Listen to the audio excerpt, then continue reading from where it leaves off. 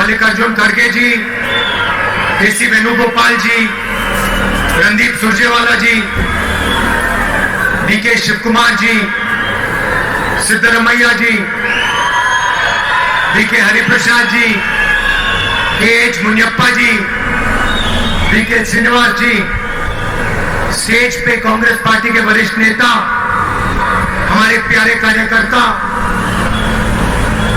भाइयों और बहनों, कर्नाटका के युवाओं, प्रेस के हमारे मित्रों, आप सबका यहां बहुत बहुत स्वागत, नमस्कार। आज मैं शुरुआत में, मीटिंग की शुरुआत में कर्नाटका की जनता से सीधी बात करना चाहता हूं। सवाल यह है कि जब यहां कुछ ही दिनों में कांग्रेस पार्टी की सरकार आएगी, तो कांग्रेस पार्टी की सरकार कर्नाटका के युवाओं के लिए, महिलाओं के लिए, गरीबों के लिए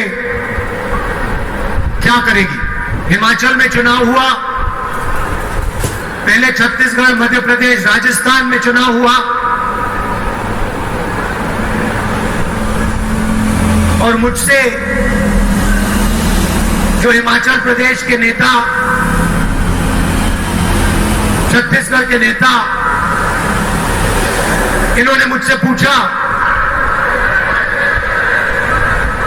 कि हमें क्या करना चाहिए, और मैंने उनसे कहा कि देखिए, आप 2-3 वायदे जनता से कीजिए, और जिस दिन आपकी सरकार बने, पहली कैबिनेट मीटिंग में उन वायदों को आप पूरा करके दिखाइए। वायदों में 6 महीने, 1 साल, 2 साल नहीं लगने चाहिए। जो बड़े वायदे हैं उनको पहले ही दिन सरकार को पूरा कर देना चाहिए। ಭರವಸೆ ಕೊಟ್ಟ ನಂತರ ಆ ಭರವಸೆಯನ್ನು ಈಡೇರಿಸಲು 3 ತಿಂಗಳು 6 ತಿಂಗಳು ಆಗಬಾರ್ದು, ಸರ್ಕಾರ ಬಂದ ತಕ್ಷಣವೇ। और यही मैं कर्नाटक के कांग्रेस पार्टी के नेताओं से कहना चाहता हूं। हमने कर्नाटक की जनता से 4 वायदे किए हैं। गृह ज्योति 200 यूनिट मुफ्त में बिजली हर परिवार को, गृह लक्ष्मी 2000 रुपए हर महीने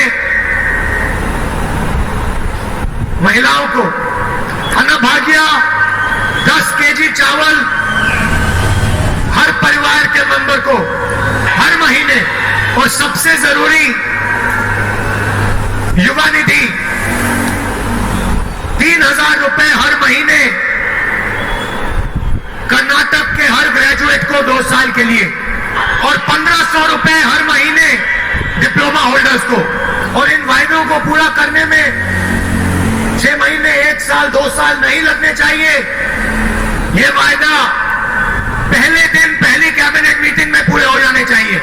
और कांग्रेस पार्टी को कर्नाटका की जनता का और देश की जनता को सीधा मैसेज देना चाहिए, प्रधानमंत्री को मैसेज देना चाहिए कि अगर आप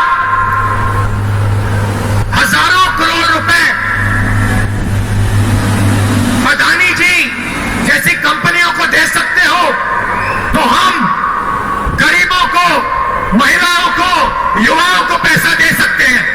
आपने दिल भर के अदानी जी जैसे लोगों की मदद की, हम दिल भर के कर्नाटक के गरीबों की मदद करेंगे, युवाओं की मदद करेंगे, महिलाओं की, युवाओं की मदद करेंगे।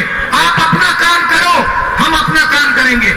कर्नाटक में बीजेपी ने क्या काम किया, क्या काम किया, मैं आपसे पूछ रहा हूं। 40% कमीशन खाया करवाने के लिए बीजेपी की सरकार ने कर्नाटक की जनता, कर्नाटक के युवाओं, कर्नाटक के महिलाओं से पैसा चोरी किया। जो भी इन्होंने किया 40% कमीशन इन्होंने लिया। ये सिर्फ मैं नहीं कह रहा हूं, कॉन्ट्रैक्टर एसोसिएशन ने हिंदुस्तान के प्रधानमंत्री को चिट्ठी लिखी और कहा कि कर्नाटका में 40% कमीशन लिया जा रहा है। प्रधानमंत्री ने आज तक चिट्ठी का जवाब नहीं दिया। चिट्ठी का जवाब ना देने का मतलब कि प्रधानमंत्री ने यह बात मान ली कि 40% कमीशन कर्नाटका में लिया जाता है। स्कैम्स की लिस्ट है।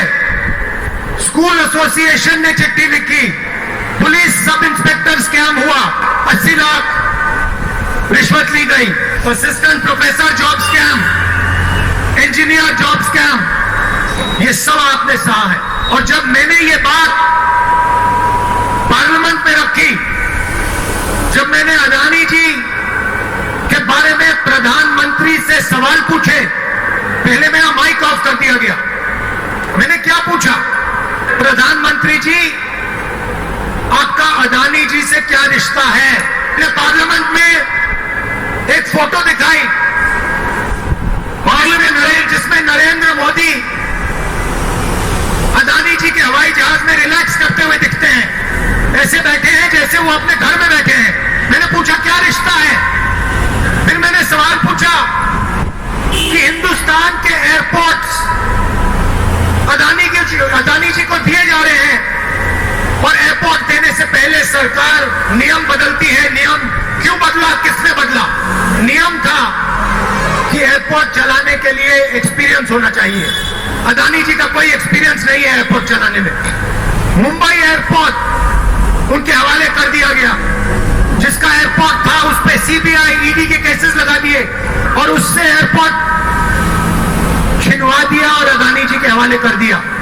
ऑस्ट्रेलिया में हिंदुस्तान के प्रधानमंत्री ऑस्ट्रेलिया के नेता के साथ बैठे हैं, उसी मेज पे अदानी जी बैठे हैं, उसी मेज पे स्टेट बैंक ऑफ इंडिया के चेयरमैन के सीनियर मेंबर बैठे हैं और उसी के एकदम बाद स्टेट बैंक अदानी जी को हजारों करोड़ रुपए का बैंक लोन दे देता है। मैंने पूछा किसने करवाया? श्रीलंका में पोर्ट अथॉरिटी का एक चेयरमैन कहता है कि श्रीलंका के राष्ट्रपति ने उसे बताया कि नरेंद्र मोदी ने कहा है कि अदानी जी की मदद करनी है। प्रधानमंत्री बांग्लादेश जाते हैं, उसके एकदम बाद अदानी जी को कॉन्ट्रैक्ट मिल जाता है। प्रधानमंत्री इजराइल जाते हैं, अदानी जी को डिफेंस कॉन्ट्रैक्ट मिल जाते हैं, पोर्ट मिल जाता है। ये सवाल मैंने पूछे। मैंने पार्लियामेंट में पूछा, अदानी जी की शेल कंपनी है बेनामी, ये किसकी है? इसमें 20,000 करोड़ रुपए किसका है? ये सवाल मैंने पूछा। उसके बाद पहली बार इतिहास में सरकार ने पार्लियामेंट को नहीं चलने दिया। आमतौर से ऑपोजिशन पार्लियामेंट को रोकती है। पहली बार इतिहास में बीजेपी की सरकार ने, उनके मंत्रियों ने पार्लियामेंट को रोका। उसके बाद बीजेपी के मंत्रियों ने पार्लियामेंट में मेरे बारे में झूठ बोला। कानून में नियम है, पार्लियामेंट में नियम है, अगर कोई भी मेंबर दूसरे मेंबर के बारे में बोलता है तो उस मेंबर को पार्लियामेंट पे बोलने का मौका दिया जाना चाहिए। ये कानून है पार्लियामेंट का। मैंने स्पीकर को 2 चिट्ठियां लिखी, कहा कि देखिए ये मेरा हक है, मेरे ऊपर आरोप रखा गया है, मुझे कहना है, मुझे जवाब देना है, बोलने का मौका नहीं दिया गया। उसके बाद मैं स्पीकर के ऑफिस में गया, मैंने कहा स्पीकर साहब मुझे मौका तो दीजिए, जवाब देने का मौका तो दीजिए। मुस्कुरा के कहते हैं मैं कुछ नहीं कर सकता, आइए मेरे साथ चाय पीजिए, मैं आपको समझा दूंगा। मैंने उनसे कहा स्पीकर सर आप तो स्पीकर हैं, आप पार्लियामेंट के स्पीकर हैं, जो भी आप करना चाहते हो पार्लियामेंट में आप कर सकते हो, आप अपना काम क्यों नहीं कर रहे हो? मुस्कुरा के मेरी ओर देखते हैं। उसके बाद वहां नहीं रुके, वो नहीं चाहते हैं कि मैं पार्लियामेंट में अदानी जी की बात रखूं, वो डरते हैं। उसके बाद मुझे पार्लियामेंट से डिस्क्वालीफाई कर दिया। ये सोचते हैं कि पार्लियामेंट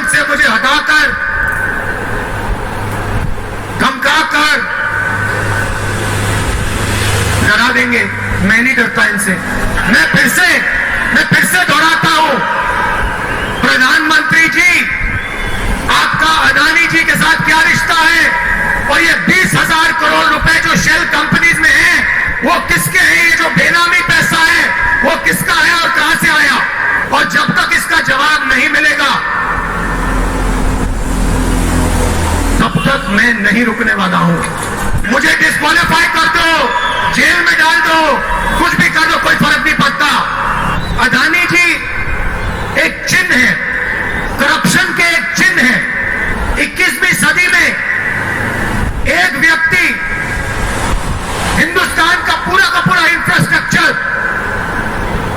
एयरपोर्ट, पोर्ट, सड़क,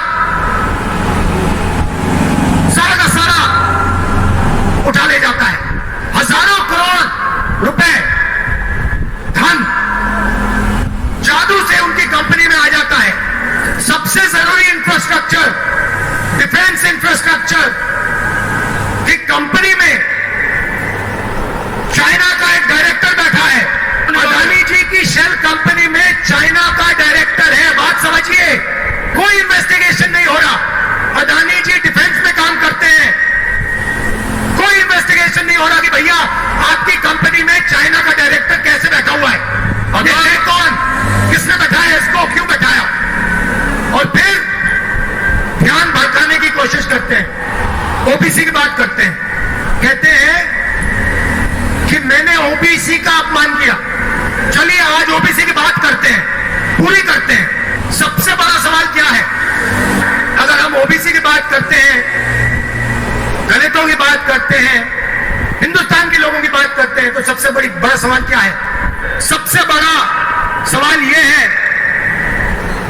कि किसकी कितनी आबादी है। हम जानते हैं कि हिंदुस्तान की सरकार में सेक्रेटरीज अगर आप देखें तो दलित, आदिवासी और ओबीसी वर्ग से सिर्फ 7% आते हैं। मतलब हिंदुस्तान की सरकार की रीढ़ की हड्डी जो है, secretaries of government of India, उसमें से सिर्फ 7% दलित, आदिवासी और ओबीसी वर्ग से आते हैं।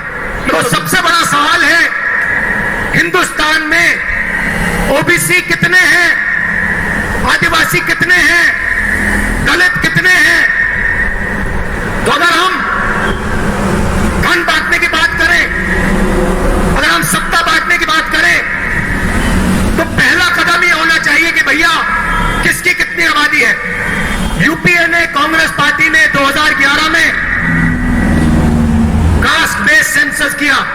पूरे देश की जातियों का डेटा उस सेंसस में है। मोदी जी, आप ओबीसी की बात करते हैं, उस डेटा को आप पब्लिक कर दीजिए, पता लग जाए देश में कितने ओबीसी हैं, कितने दलित हैं, कितने आदिवासी हैं। अगर सबको भागीदार बनाना है, सबको इस देश की प्रगति में शामिल करना है, तो यह तो मालूम होना चाहिए कि कौन कितने हैं। तो मोदी जी, कास्ट सेंसस का डेटा आप रिलीज कीजिए, देश की जनता को पता लग जाए देश में ओबीसी कितने हैं, दलित कितने हैं, आदिवासी कितने हैं। और अगर आप ये काम नहीं करेंगे तो ये ओबीसी पर अपमान है। आपने ओबीसी की बात की, देश को दिखा दीजिए देश में कितने ओबीसी हैं, और फिर देश को समझाइए कि आपकी सरकार में सिर्फ 7% सेक्रेटरीज ओबीसी, दलित और आदिवासी में से क्यों आते हैं। दूसरी बात, जो एससी और एसटी का कोटा है, उसको उनकी आबादी से प्रोपोर्शन कर दीजिए। और तीसरी बात, जो रिजर्वेशंस पे आपने 50% का कैप लगा रखा है, उसको हटा दीजिए। फिर बात करते हैं ओबीसी का अपमान कौन करता है। भाइयों और बहनों, कर्नाटक में कांग्रेस पार्टी की सरकार आने वाली है। प्रधानमंत्री जी सिर्फ अदानी जी जैसे लोगों की मदद करते हैं। कांग्रेस पार्टी कर्नाटका के किसानों, मजदूरों और छोटे व्यापारियों की मदद करेगी। मोदी जी ने बैंकों के दरवाजे अरबपतियों के लिए खोले हैं। हम बैंक के दरवाजे किसानों के लिए, मजदूरों के लिए, छोटे दुकानदारों के लिए, छोटे व्यापारियों के लिए खोलेंगे। कांग्रेस पार्टी कर्नाटका की सरकार, गरीबों की सरकार, किसानों, मजदूरों और छोटे व्यापारियों की सरकार बनाएगी। मुझे बहुत खुशी हो रही है कि कांग्रेस पार्टी कर्नाटक में एक होकर लड़ रही है। भाइयों और बहनों, पूरी मेजॉरिटी से कांग्रेस पार्टी को यहां जिताना है। ये बात याद रखिए, बीजेपी की पूरी कोशिश होगी कि वो 40% कमीशन वाले पैसे से सरकार को तोड़ने की कोशिश करें। जो पैसा आपसे चोरी किया उसी का प्रयोग करके फिर से आपकी सरकार चोरी करने की कोशिश करेंगे। इसलिए सबसे जरूरी बात, कम से कम 150 सीटें कांग्रेस को आज जीतनी चाहिए। इसको कोई भ्रष्टाचार का मौका नहीं देना है। आप सबका दिल से बहुत बहुत धन्यवाद।